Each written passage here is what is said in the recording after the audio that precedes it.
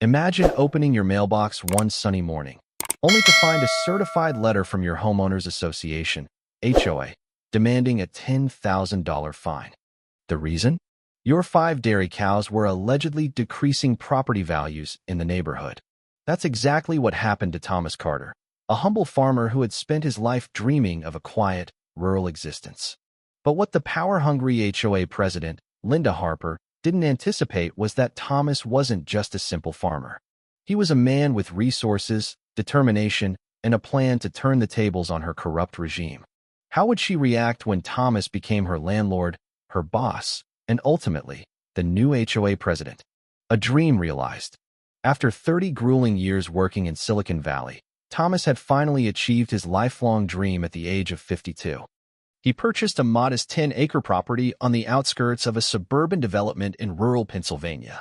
The property was perfect for his vision of a small family farm, complete with a vegetable garden and a few dairy cows. His realtor, Emily, had assured him that the land was zoned for agricultural use, allowing for a small number of livestock. Thomas and his wife, Clara, moved in with high hopes of a peaceful life. For 2 blissful years, the Carters lived in harmony with their neighbors. They tended to their heirloom vegetable garden and cared for their 5 dairy cows, Daisy, Buttercup, Clover, Maple, and Little Rosie. Each cow had a unique personality that endeared them to the neighborhood children. The Carters shared fresh eggs, homemade cheeses, and raw milk with their neighbors, fostering a sense of community. Even Linda Harper, who would later become Thomas's nemesis, would stop by every Sunday for fresh butter, reminiscing about her grandmother's farm in Vermont. The arrival of the new neighbors. Everything changed when 3 tech executives from New York bought properties in the development. Suddenly, the quiet neighborhood was filled with luxury SUVs, construction crews, and landscapers installing identical, pristine lawns. With these new residents came a new HOA board, led by Linda Harper. It seemed Linda had forgotten her Sunday butter exchanges and her grandmother's farm stories. She was now focused on transforming the neighborhood into a prestigious community. The first sign of trouble came when Thomas received a certified letter about his unsightly split-rail fence, which allegedly had historical inaccuracies. Reluctantly, Thomas repainted the fence the approved shade of beige, thinking that would be the end of it. But the letters kept coming. One cited the chicken coop as a temporary structure forbidden by HOA bylaws. Another claimed his antique tractor, parked beside his garage, was an abandoned vehicle. The most ridiculous accusation was that the Carters were creating agricultural odors incompatible with residential living. When Thomas and Clara attended the HOA meeting to address these complaints, Linda didn't even let them speak. "The matter has been decided," she said, banging her gavel. "This is a prestigious community, not Old MacDonald's farm." The $10,000 fine. Then came the notice that changed everything. Hand-delivered by Linda herself on a Sunday morning, it interrupted the Carters' breakfast. The violation, excessive livestock on residential property. The fine, 10,000, with an additional de la fine of 10,000, with an additional de la fine of 500 until compliance was achieved. Thomas was stunned. He pointed out that his property was specifically zoned for agricultural use, and that 5 cows hardly constituted excessive livestock. But Linda's smile turned cold. "Oh, you didn't hear?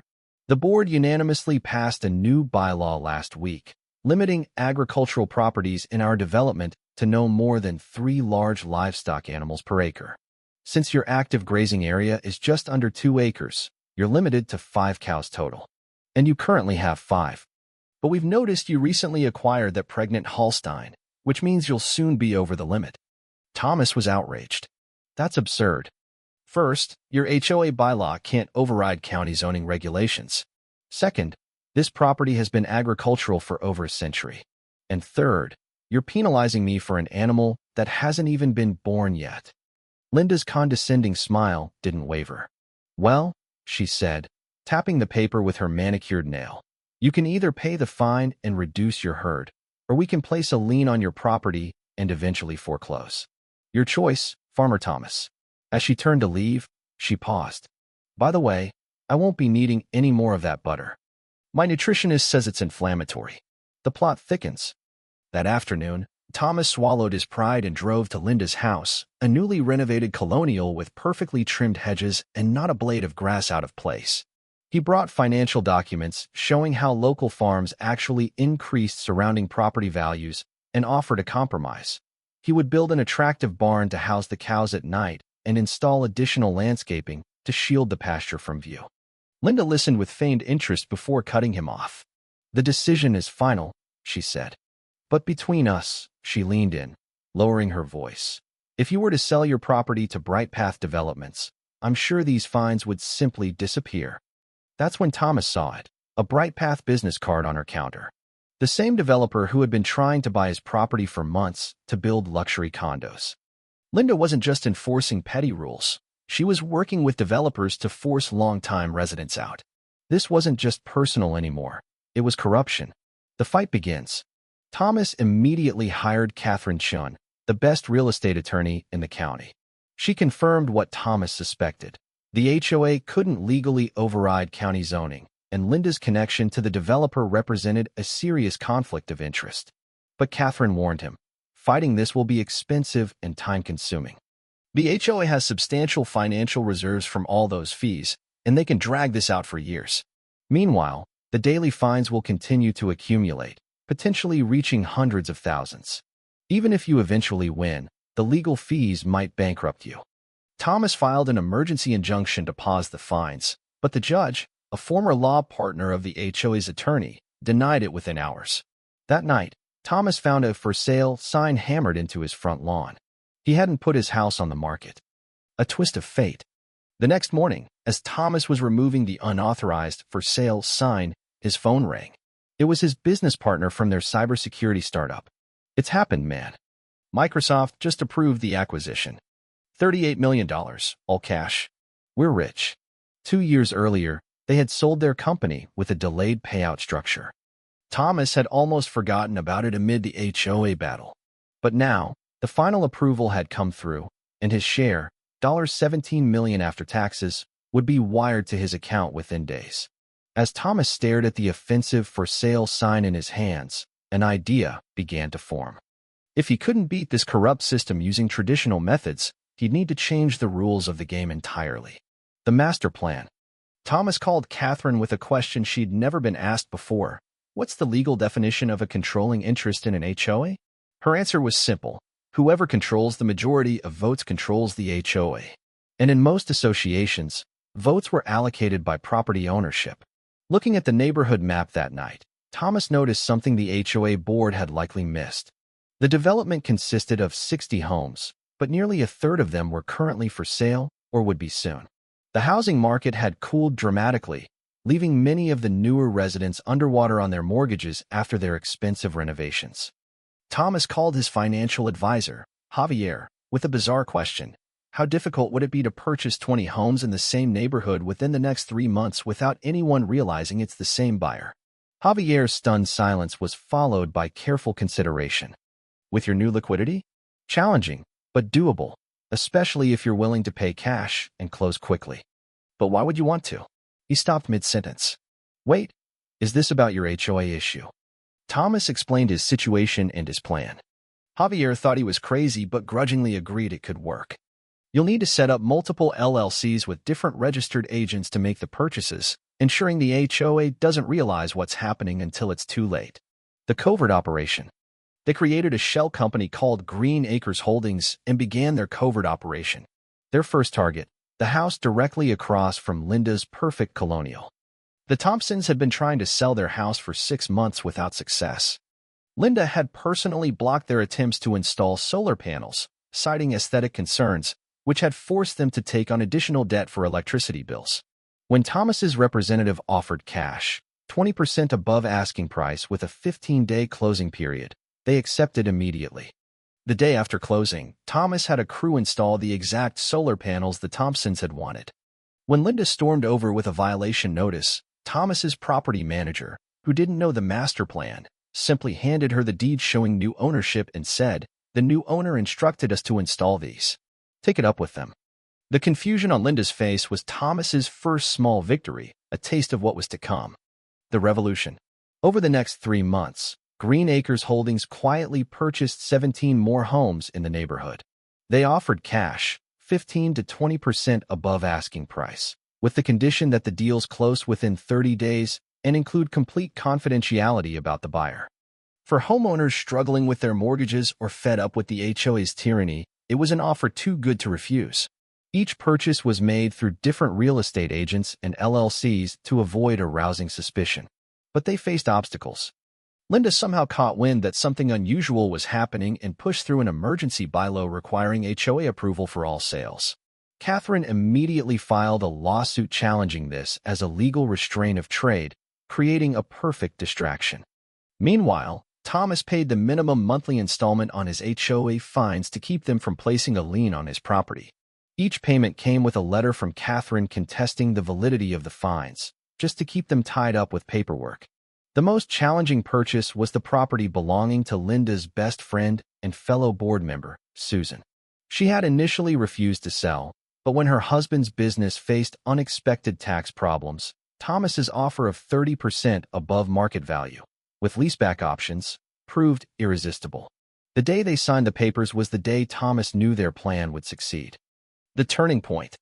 With 18 properties secured, Thomas now owned 30% of the homes in the development. According to the HOA bylaws, this entitled him to 30% of the voting power.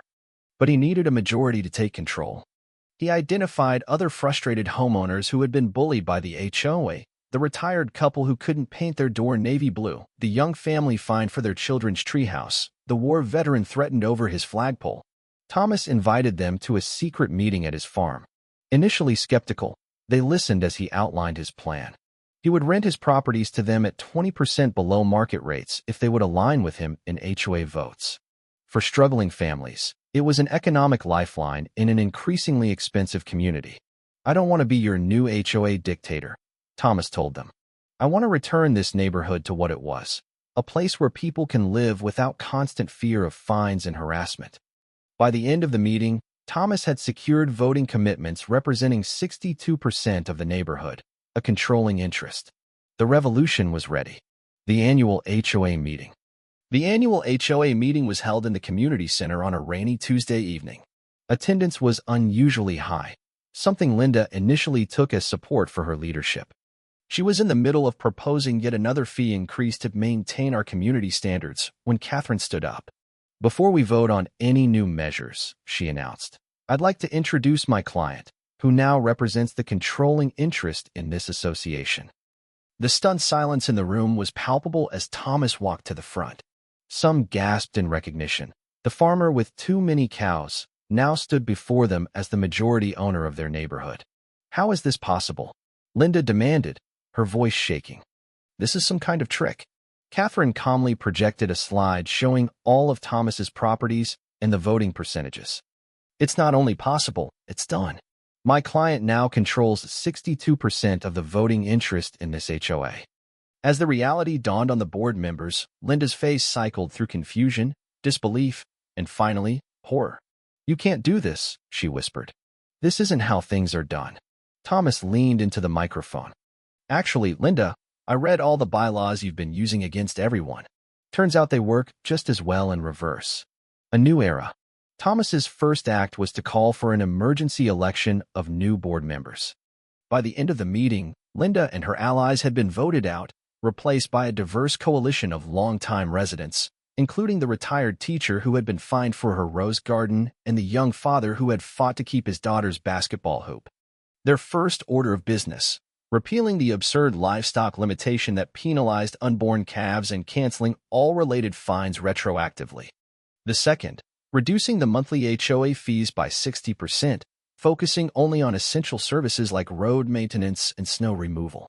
The most satisfying moment came when Thomas proposed a new bylaw prohibiting HOA board members from having financial relationships with developers or real estate interests, and requiring Linda to reimburse homeowners for all fines collected under rules that violated county zoning laws. The sweetest revenge. The day after the meeting, Thomas had his attorney deliver a letter to Linda. Inside was an offer to purchase her home for 15% below market value. "Given the recent leadership changes in the HOA, we anticipate property values in your segment may fluctuate. The letter explained coldly. Linda refused to sell, of course. But 3 weeks later, construction began on Thomas's property.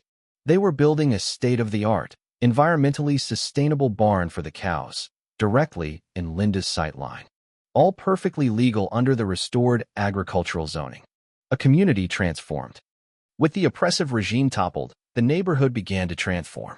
They established a community garden on one of the vacant lots, where residents could grow their own vegetables.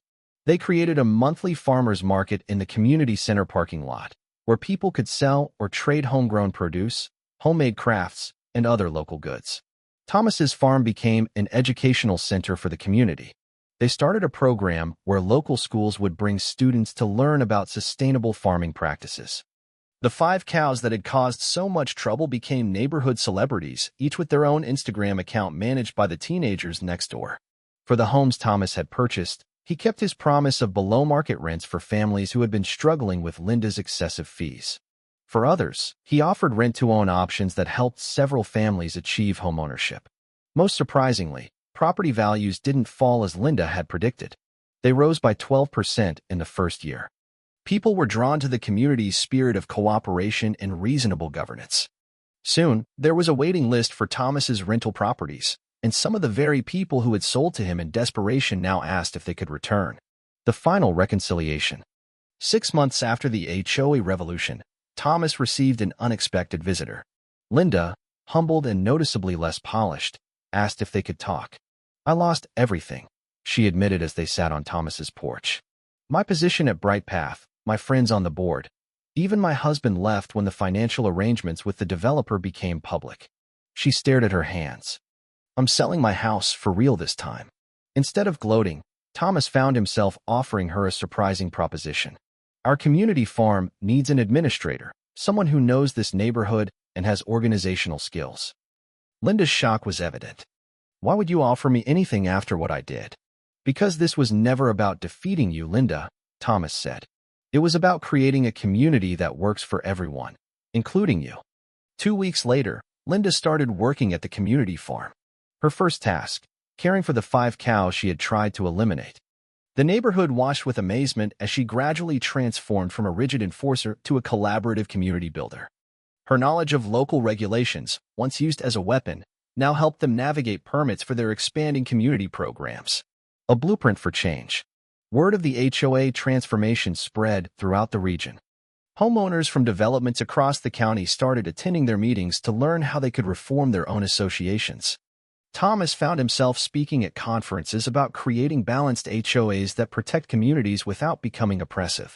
The county invited him to join a task force on zoning regulations, where he advocated for greater flexibility in residential land use to accommodate urban farming and sustainable living practices. Their neighborhood became a case study in how communities could blend traditional suburban living with small-scale agriculture. The legacy. The most unexpected outcome was the reconciliation throughout the neighborhood. Former enemies now worked together on community projects. The developer who had conspired with Linda even approached them with a proposal to create mixed-income, farm-centered communities based on their model. And those 5 cows that started it all? They've been joined by 3 more, along with a small flock of sheep, a pair of miniature donkeys, and a honeybee cooperative managed by neighborhood children. Not a single neighbor has complained about them. In fact, when national media eventually discovered their story, it was Linda who gave the most compelling interviews about their community transformation. "I thought I was protecting property values," she told a major news network. "What I didn't understand was that the most valuable asset in any neighborhood isn't the houses. It's the people and their connection to each other and to the land." Epilogue. Sometimes, standing your ground means thinking beyond the immediate battle. When faced with a corrupt system, don't just fight it, transform it into something better. What began as a $10,000 fine over too many cows created a blueprint for community empowerment that's now spreading nationwide.